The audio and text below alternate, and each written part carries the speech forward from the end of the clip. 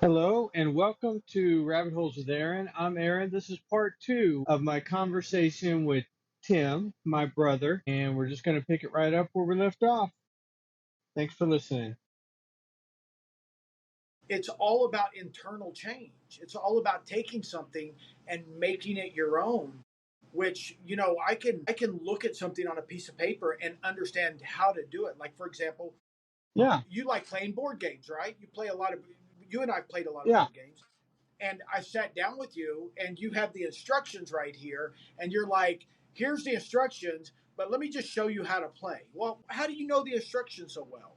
It's because you took the instructions, you found a way to understand them, and then you made them your own so that you could teach other people how to play the game without them having to even absolutely. know that there were any instructions. Yeah, And whether you did it through humor or storytelling or just explaining it simply so dumb people can understand it or whatever, you are really good explaining the instructions on how to play board. I've played lots of board games with you, and it's something that's a quality. It's a quality that a lot of people don't even understand. It's a quality, but it is.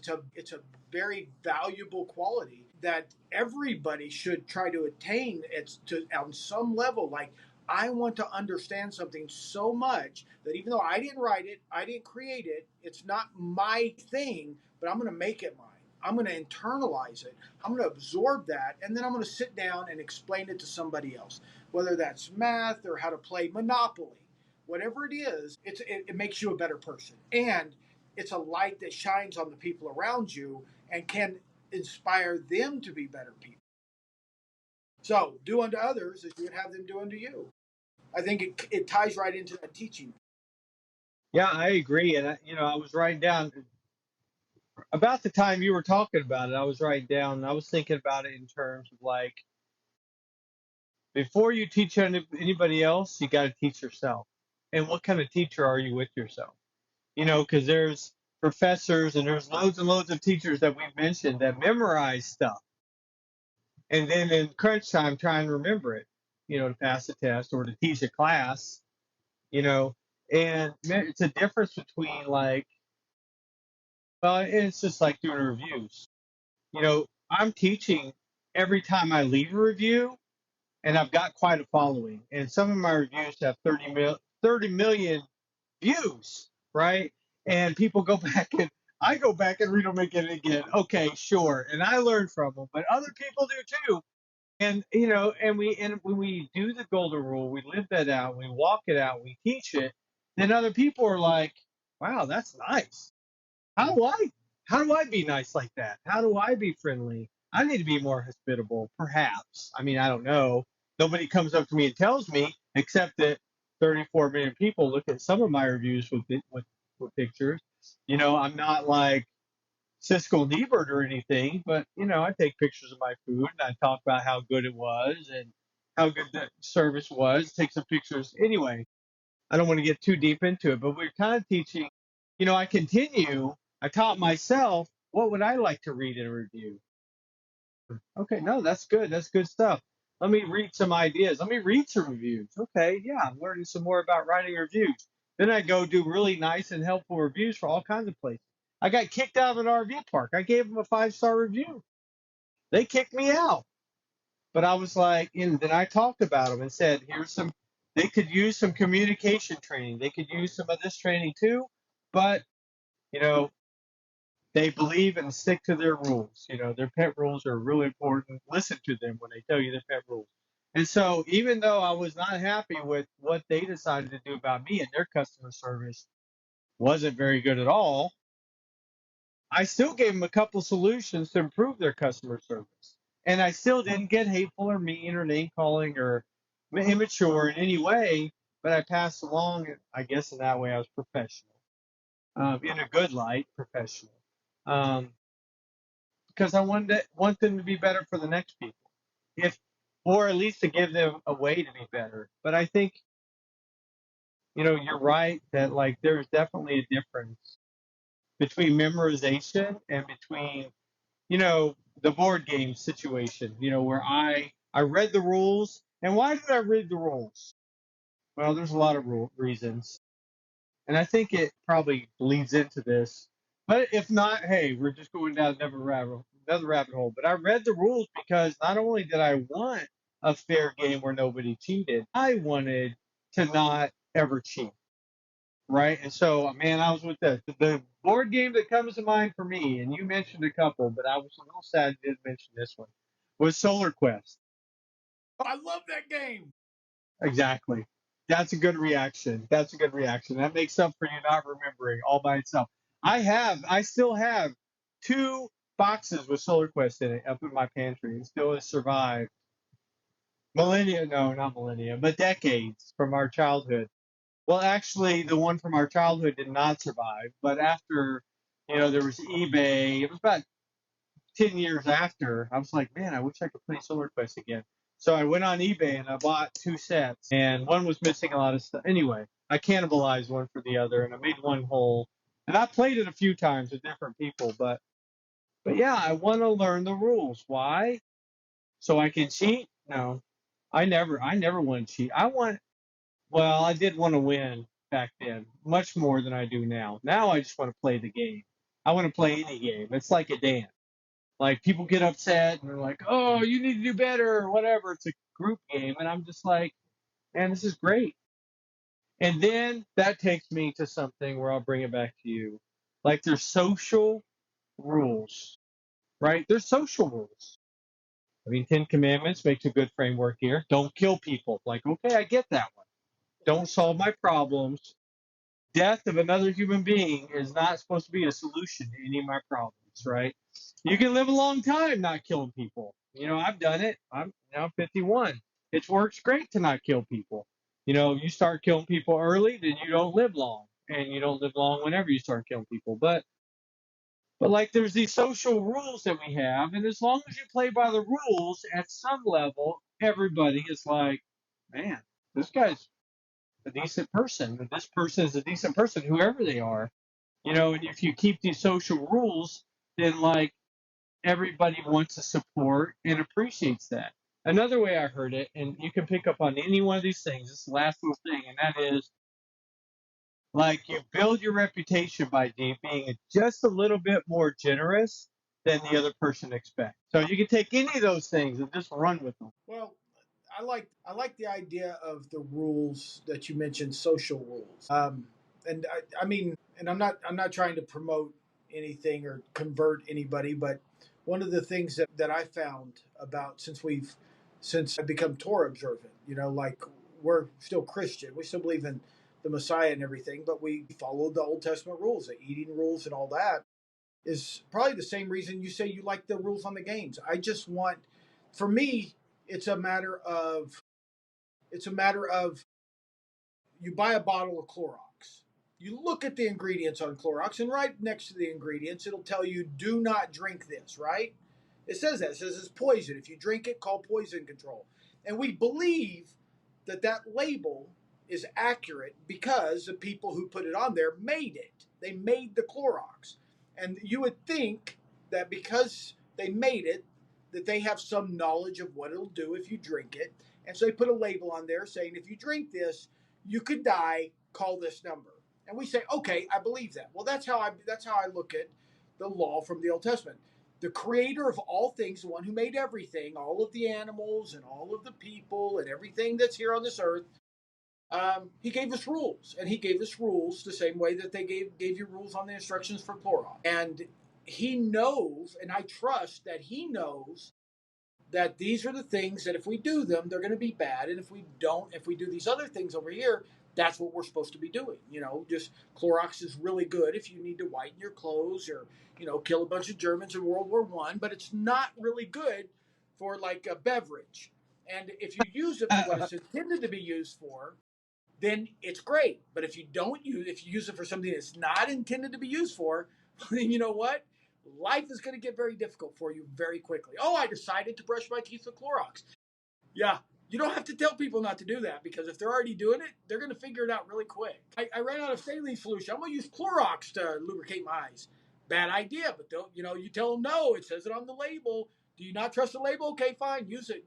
And that's kind of how I feel about these things in the Old Testament that now that we started keeping them, is the only reason I started keeping them was because I trust the manufacturer. I trust that the manufacturer knows what we ought to do and what we ought not to do.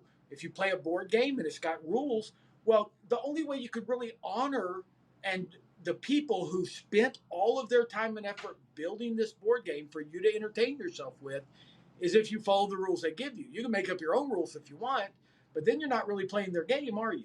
No, you're playing a different game. And so, you know, I really like what you had to say about rules and how you made a comparison between the rules in the board game with social rules. We have these social rules, and regardless of where you think they came from or how you think they derived, the idea of the social rules is the same as the board game. We when we keep the rules, we honor the rule maker. And when we Right. don't keep the rules, we don't just dishonor the rule maker, we dishonor ourselves and the people around us. And so, it's a very similar thing. If I decided to play a game with you and you didn't know how to play it, and I made up the rules as I was going along just so I could win, then I've dishonored myself. I've dishonored the person that provided me with that game, and I've dishonored you for playing with me. And And nobody's going to have fun. nobody's going to have fun. Nobody's going to ever want to play with you again, and you're going to end up, sitting in front of a board all alone, crying your eyes out. Well, maybe that's a little Take, exaggerated, but taking your you know, toys and going home. Yeah. yeah, everybody's going to take their toys and go home. You're going to sit there with all the Monopoly money and nobody to play Monopoly with. And And it because is a we used to sad story. love playing Monopoly when we were growing up, we played a lot of Monopoly, so I like that. But where we first played that Solar Quest game? That was at that Boys and Girls Club there in Lufkin at the Junior High West. Okay. That's where we didn't actually own the first game. They owned it there at the Boys and Girls Club. Mm-mm. We didn't tear that game up. We played it a lot, but we never tore it up. It just wasn't ours. Yeah. Okay. I didn't know if you knew that. I I don't didn't know if you. remember. Yeah. No, I haven't. Yeah, I don't But have a lot of memory about that. the reason I make that point is because the Boys and Girls Club, one of the things that they taught very stringently as the kids were all there playing games and stuff was you're not allowed to cheat. Whether you're playing checkers or chess, if you were cheating, they would come over and be like, "No, Aaron, you shouldn't be playing. You cheating." Or whoever they were talking to. I use you as an example because you're here, but that might have been me. Tim, you're not allowed to. That's not how you're supposed to play that.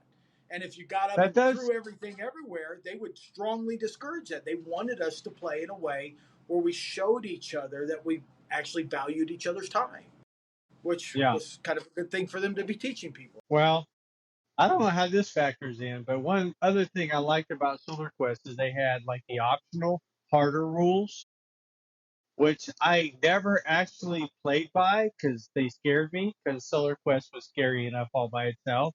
Like rules about shooting other spaceships or whatever. So there was all kinds of optional rules, but then you got like Monopoly, you got house rules. Like, if you Free roll doubles parking. 3 times, you go to, yeah, or you get money for free parking. That's not in the rules. So there's all kinds of additional rules that are kind of, but the thing is, they're accepted. And like, if you come to somebody else's house, and they throw out Monopoly, like time happened at the Blake family residence in Dodge City. We pulled out Monopoly and had all the aunts and uncles and all the cousins, and everybody seemed like we were using every Monopoly piece to play. And, some people were like, they had different house rules, like you don't get money at free parking. And yeah, if I land on your property, you have one chance to buy it back from me. Or, I mean, there's just, your mind can go a million different directions. But everybody had to agree on the rules. And, you could tell they were experienced board game players. We didn't know what we were walking into at the age of 7 years old or whatever. We're like, yeah, you play, you move your pieces, everybody's smiling, and they're out for blood and they have knives in their hands. It's like, I'm not sure this is a Monopoly I play at home. I feel safe when I play it. But with our family, it was like brutal. Like they had some rules and, well, I don't agree with this rule. And then there was like stages for appealing things and you had to get votes from other players.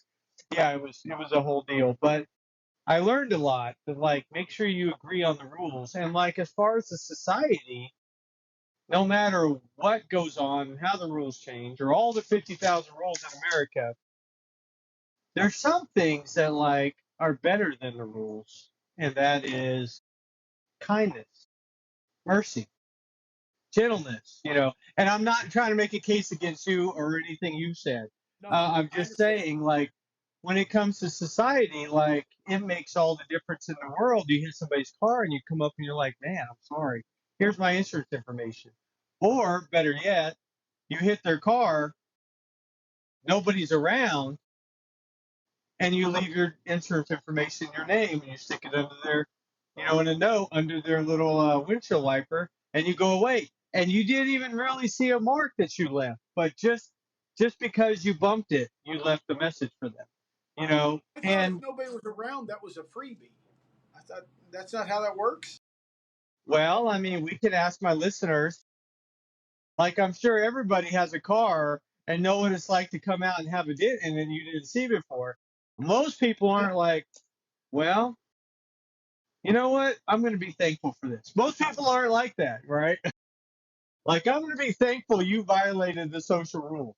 But at the same time, I have a secret, moving close, like everybody's violating social rules all the time. As a matter of fact, if you're honest with your insurance, you're paying for other people's policy, you know, and for other people's crashes.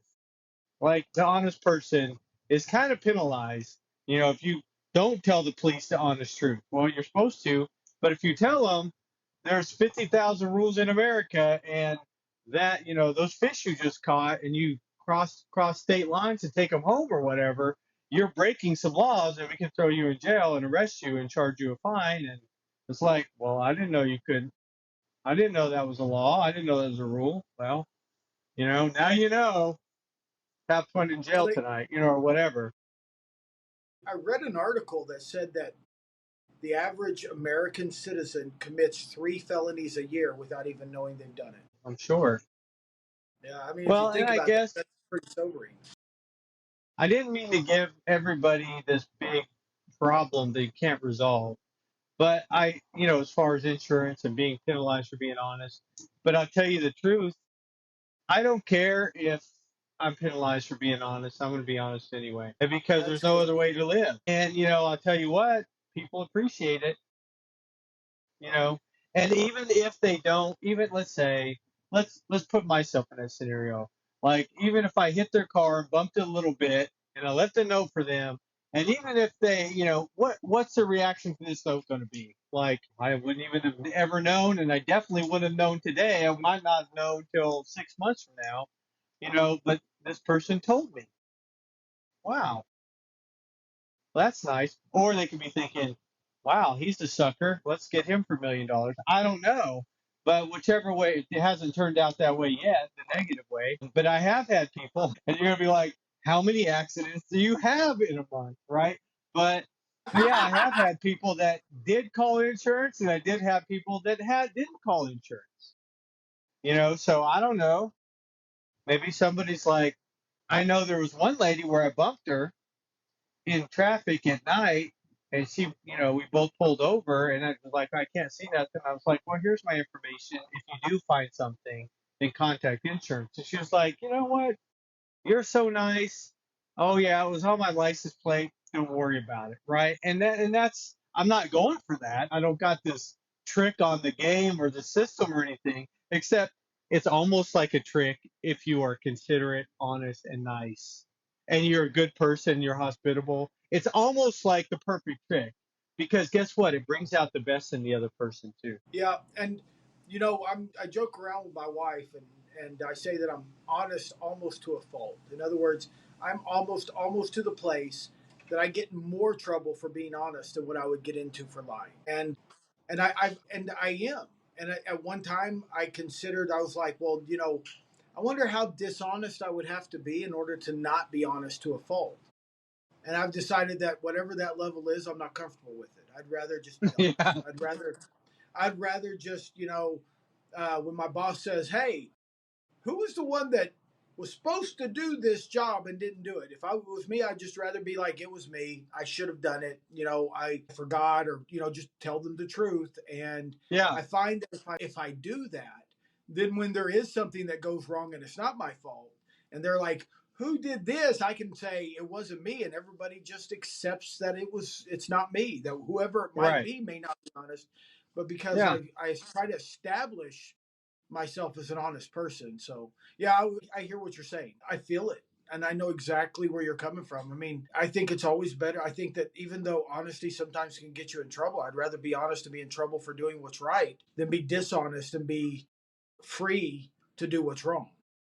You know. Well, and what does that look like? That looks like always looking over your shoulder. It looks like worrying. It looks like not sleeping a full night's sleep. It looks like every time the cops drive by, you're like, are they coming for me?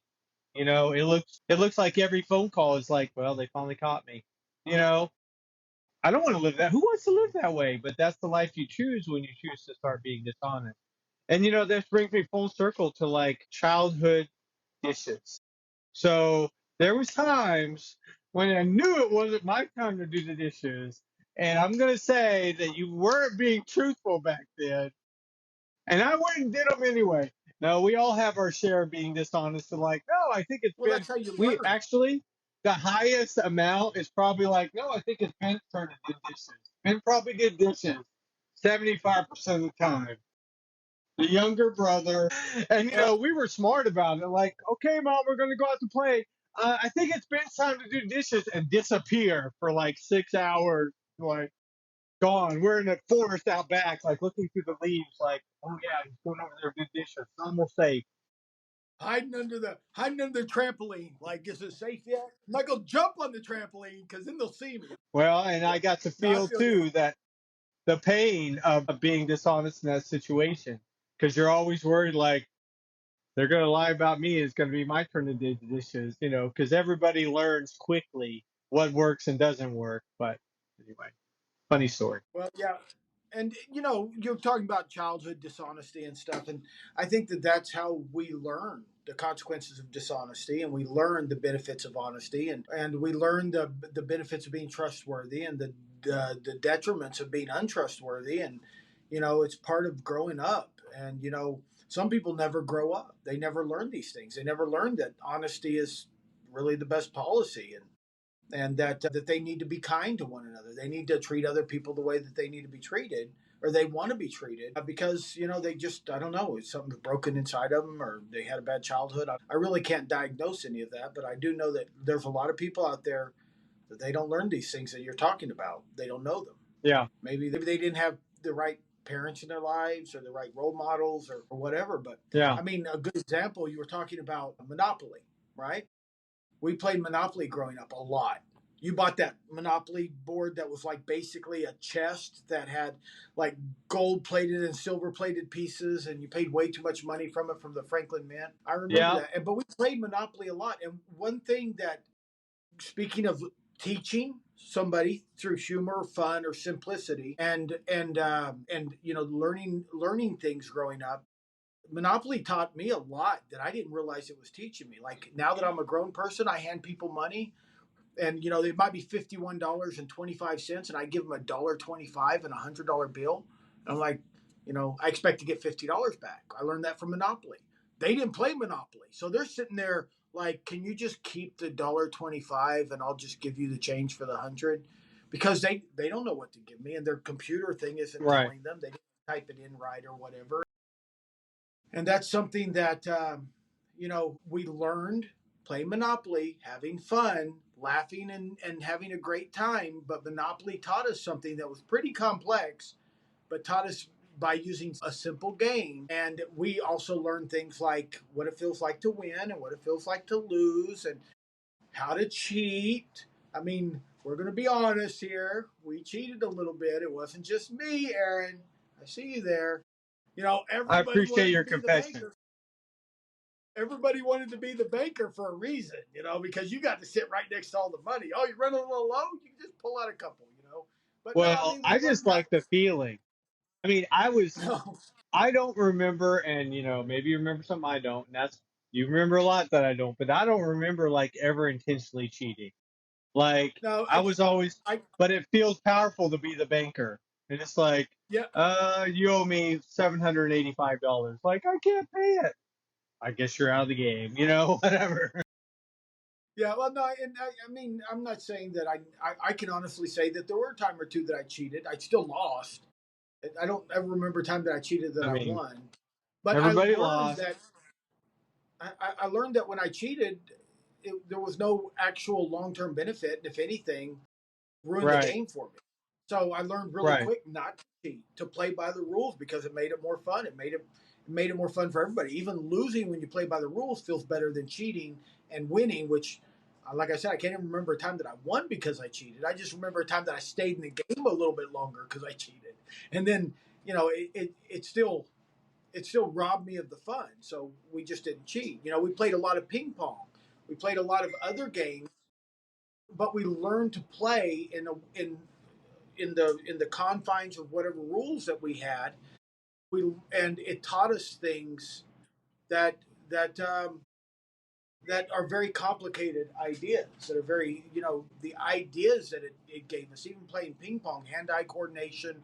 There was a lot of things that we learned by playing board games and playing games with one another that we could have taken a college class and been in college for hours every week and probably never grasp those complicated ideas. And Yeah. so I think that there is a merit to what you're saying as far as making something entertaining, making something funny or laughable or whatever, relatable, and simplifying it down for people to teach them complicated things. And I Yeah. think that's why YouTube has such a strong presence even now on the internet with reels and all these 3-minute little punchlines of entertainment that we can get in so many other places. YouTube still has a powerful presence because it's such a great teaching tool. It takes Yeah. complicated things and makes them understandable and simple, but not so dumbed down that it takes 3 minutes. You can still learn how to hook your solar up or fix an axle on your trailer or change out your alternator on your vehicle or whatever by watching a YouTube channel where somebody takes something extremely complicated and kind of makes it a little bit easier for us to understand. Yep. And fun. Learning is fun, is what they say, but Sorry, I just that's okay. sneezed. Yeah. So I was thinking also about what else? Oh, I was thinking about I had an episode a couple episodes ago with a guy. I was thinking about this question or this comment that I heard from a speaker, and he was saying honesty is a commitment to a life of adventure. Being honest is an adventure, and it's more of an adventure if you've been dishonest. Because it's like, well, what do I mean? Like, well, let me give you an example. You got somebody, a wife or a husband, maybe a child, or your parent or whatever, and you feel a certain way. Maybe you feel upset with them.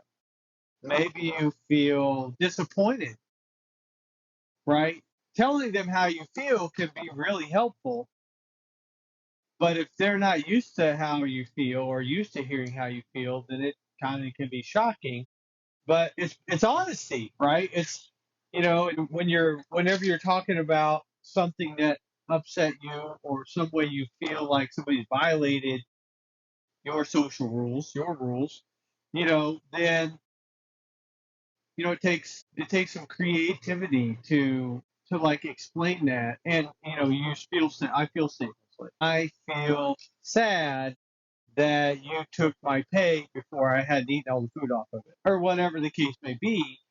People aren't used to honest.